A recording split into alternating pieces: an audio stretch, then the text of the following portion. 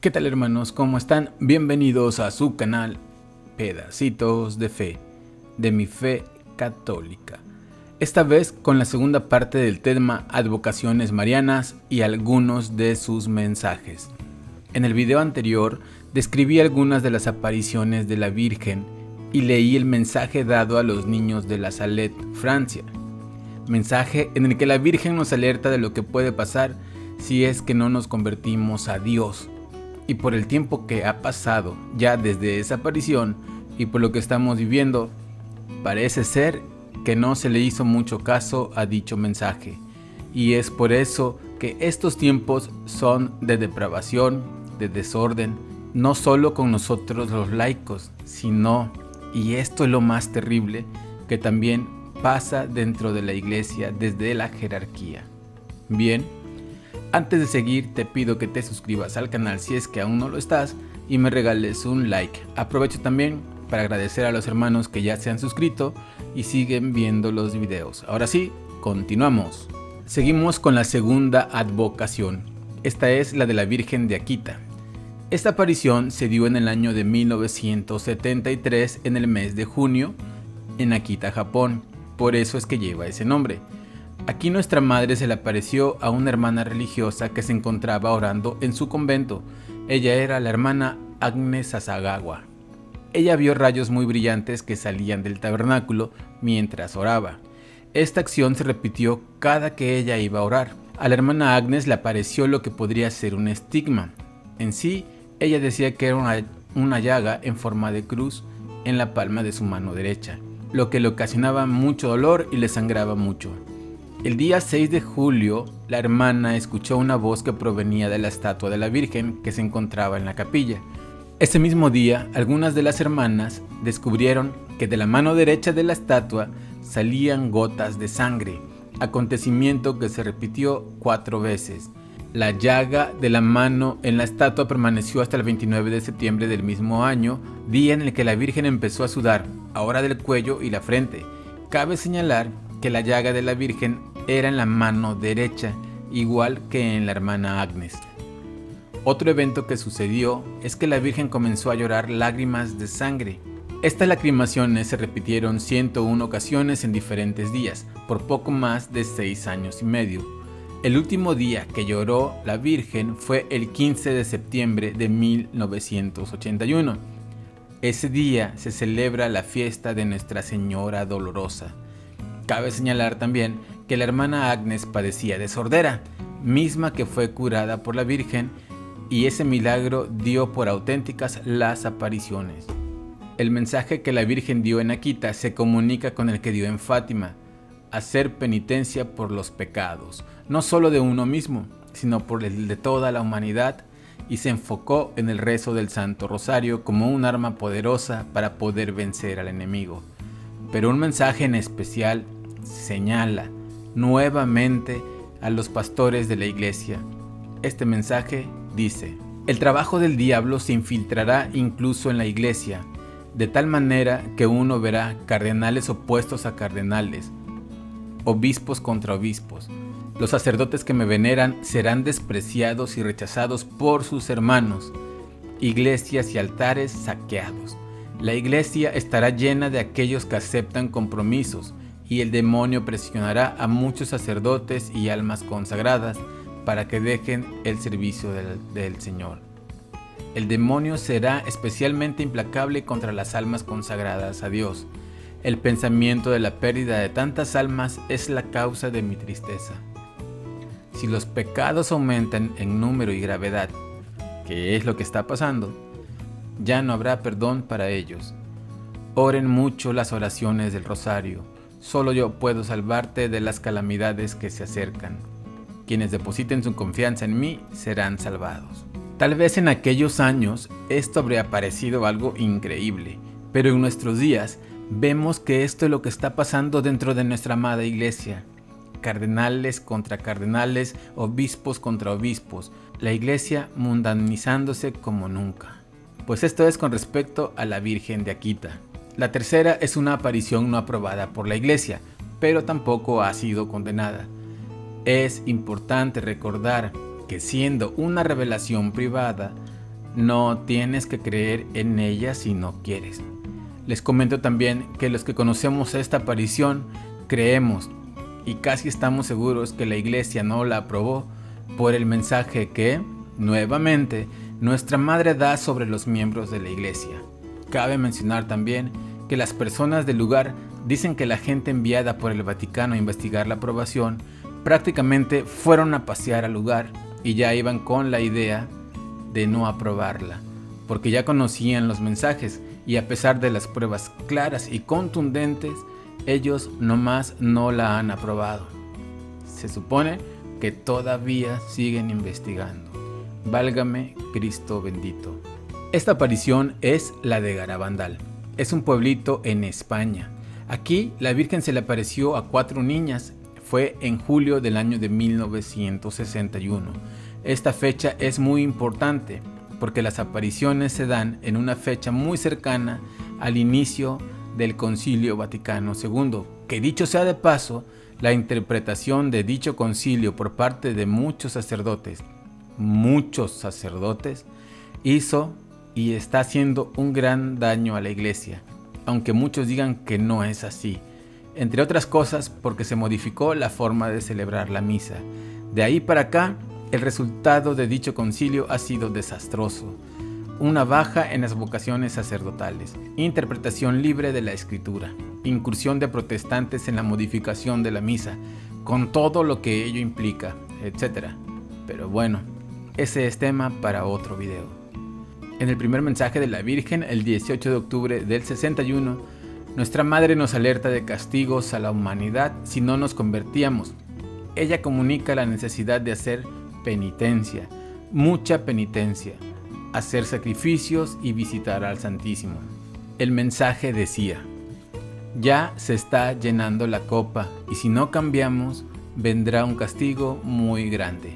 Ojo en esto, aquí nuestra madre decía: ya se está llenando la copa. El segundo mensaje es a través del arcángel Gabriel, ya que por la gravedad del mensaje la Virgen no se animó a hacerlo. Este se dio 4 años después, es decir, el 18 de julio de 1965. Aquí el mensaje ya cambia. Dice: antes la copa se estaba llenando, ahora la copa está a rebosar. Los sacerdotes, obispos y cardenales van muchos por el camino de la perdición y con ellos llevan a muchas almas. A la Eucaristía se le da cada vez menos importancia. Debemos evitar la ira de Dios sobre nosotros con nuestros esfuerzos. Si le pedís perdón con vuestras almas sinceras, Él os perdonará. Yo, vuestra madre, por intercesión del ángel San Miguel, os quiero decir que os enmendéis. Ya estáis en los últimos avisos. Os quiero mucho y no quiero vuestra condenación. Pedidnos sinceramente y nosotros os lo daremos. Debéis sacrificaros más, pensar en la pasión de Jesús. Ahí termina. Por el contenido de este mensaje podemos darnos una idea del por qué no se aprobó esta aparición. Y algo importante, la Virgen dice: los sacerdotes, obispos y cardenales, muchos van por el camino de la perdición y con ellos llevan muchas almas. Ojo, dice muchos, no dice todos, lo cual quiere decir que hay todavía sacerdotes, obispos y cardenales que son fieles a la doctrina católica, al Evangelio. Esos pastores son los que están siendo perseguidos, cancelados por defender la verdad. De la Eucaristía ni hablamos. Ya en varios videos he mencionado que la gente comulga sin haberse confesado. Con la pandemia, la iglesia permitió que la Eucaristía se diera en la mano. Eso fue y es algo terrible, muy lamentable. Varios sacerdotes ya ni dan la Eucaristía, mandan a los ministros extraordinarios a dar la comunión. Repito, ministros extraordinarios. Quiere decir que ellos sí pueden dar la comunión, pero en situaciones realmente extraordinarias. No porque el sacerdote tenga flojera y se quede aplastado, y perdón por la expresión, pero me da coraje ver que esto pase. El sacerdote se queda aplastado en su silla, viendo nada más cómo los ministros dan la comunión. Yo les comento a grandes rasgos las apariciones, porque como lo dije, cada una de ellas necesita un video, ya que la historia de cada una es realmente hermosa. Por ejemplo, en Garabandal, que era un pueblo remoto en San Sebastián, España, con pocos habitantes, la mayoría, si no es que todos, eran católicos. Rezaban el rosario diario, asistían a misa todos los domingos. Y cada que las niñas entraban en éxtasis, salían cada una de sus casas y se iban al lugar en donde iba a estar nuestra madre. No importaba la hora que fuera, iban siempre con la vista puesta al cielo. No veían por dónde caminaban y sin embargo nunca se cayeron, no se tropezaban. Cuando la Virgen se le aparecía, la gente les daba rosarios, imágenes, etc., para que nuestra madre las bendijera. Y las niñas, una vez bendecidos los objetos, se los regresaban a sus propietarios sin ver. Y no se equivocaban, es decir, no se lo daban a otra persona que no fuera su dueño. Comentan también que a veces los rosarios o escapularios se enredaban, se hacían nudo y ellas los devolvían como si no hubieran estado enredados. Y esto a sus propietarios y sin ver, ya que hay que recordar que las niñas se mantenían con la vista en el cielo. De hecho, aquí se pudo ver cómo el ángel Gabriel les daba la comunión a una de las niñas. Hay hasta una fotografía de eso. Es en esta aparición que nuestra madre nos habla de un aviso, un milagro y un castigo. ¿Qué es eso? Se dice que en el aviso Dios nos va a dar la oportunidad de ver nuestra alma, tal como nos ve Él, lo que muchos llaman iluminación de la conciencia. Es la última oportunidad que Dios, en su infinita misericordia, nos dará para volvernos a Él. Se dice que cada uno de nosotros veremos nuestra vida y veremos todos los pecados que hemos cometido desde que tenemos conciencia de ellos. En sí, el aviso es un mini juicio y el fin del mismo es para que al darnos cuenta del mal que hemos hecho, nos convirtamos a Dios y enderecemos el camino. Dijo también nuestra madre que muchos tendrán el alma tan podrida que el impacto de ver sus pecados les provocará la muerte. Estos pobres hermanitos no tendrán la oportunidad siquiera de arrepentirse. Otros más enmendarán el camino y otros seguirán en lo mismo y hasta peor. Es importante decir que todos vamos a experimentar dicha iluminación, dicho juicio. Nadie podrá escaparse de eso, sean creyentes o no. Según el mensaje, se habla que dicha iluminación durará entre 10 y 15 minutos. Eso es el aviso, pero ¿qué es el milagro? El milagro se dará después del aviso, no de manera inmediata. Igual que en el aviso, no se sabe la fecha. Lo que dijo Conchita, una de las videntes, es que el milagro coincidirá con un acontecimiento de la iglesia y con la festividad de un santo mártir de la Eucaristía. Será a las 8:30 de la tarde de un jueves. Será visible para todos los que estén en el pueblo y en las montañas de los alrededores. Los enfermos que asistan sanarán y los incrédulos creerán. Será el milagro mayor que Jesús ha hecho para el mundo. No quedará la menor duda de que es de Dios y para bien de la humanidad. Quedará una señal del milagro para siempre en los pinos. Podrá ser filmado y televisado. Cuando Conchita dice en el pueblo, se refiere obviamente a Garabandal, en el lugar conocido como Los Pinos. Se dice que la señal va a ser una cruz. Hay personas que dicen que el milagro podría darse en el 2029 por los datos que da Conchita. Como nuestro padre ya nos conoce, sabe que su pueblo es necio y muchos no van a cambiar, no van a creer. Entonces, después del aviso, después del milagro, viene el castigo. Que esto último ya ni para qué describirlo. También se sabe que al contrario de los necios va a haber gente que sí se convertirá, que sí cambiará, y esa gente va a ser preservada por Dios. Cabe mencionar que lastimosamente va a ser un grupo pequeño, muy pequeño, lo que se le llama el remanente fiel. Y con ese remanente es con el que renacerá la iglesia, nuestra amada Iglesia Católica. Para darnos una idea de lo que será el castigo, se dice que el milagro va a ser precedido por tormentas, huracanes, Olas gigantes, tsunamis, inundaciones, granizo, frío glacial, calor mortal, al acercarse un cometa, terremotos, colapso financiero, caos, epidemias, en fin. Si eso pasará antes del milagro, ya se imaginarán cómo va a ser el castigo. Uno de los grandes defensores y creyentes de la aparición de Garabandal fue ni más ni menos el Padre Pío, quien incluso les mandó una carta a las niñas de Garabandal porque la Virgen lo visitó y le habló de ellas, lo cual da por cierta dicha aparición. Otra de las creyentes en esta aparición es la Madre Teresa de Calcuta. Bueno, la cuarta aparición, y la he dejado para lo último, recuerden que les dije que no las iba a mencionar necesariamente en orden cronológico. La cuarta es la Virgen de Fátima. ¿Por qué la dejé para lo último?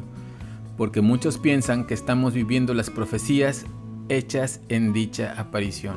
La Virgen se apareció a 3 niños pastores en un pueblo de Portugal.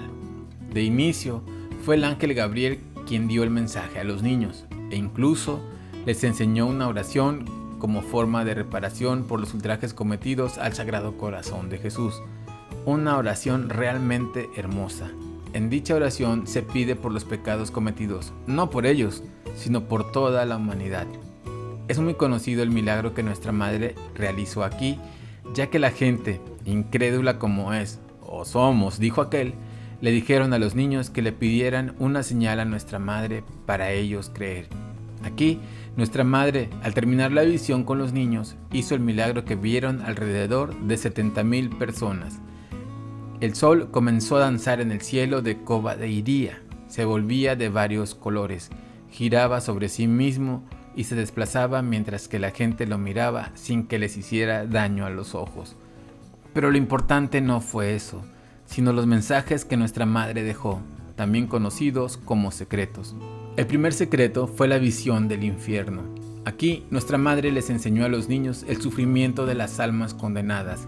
Se dice que los niños daban gritos terribles por el horror que les causó ver el dolor y sufrimiento de las almas, por lo que nuestra Madre les pidió que rezaran mucho e hicieran penitencia por la conversión de los pecadores. Les hizo que se aprendieran esta oración: Dios mío, yo creo, adoro, espero y te amo, y te pido perdón por todos los que no creen, no adoran, no esperan y no te aman. Los hizo que la repitieran hasta que se la aprendieran. Cabe mencionar que eran unos niños. La niña más grande era Lucía, quien tenía 10 años, Francisco 9 y Jacinta 7.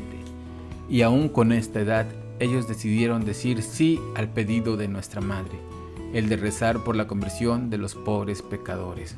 En el segundo secreto, nuestra Madre predice la Segunda Guerra Mundial y hace otro pedido: que se consagrara a Rusia a su Inmaculado Corazón.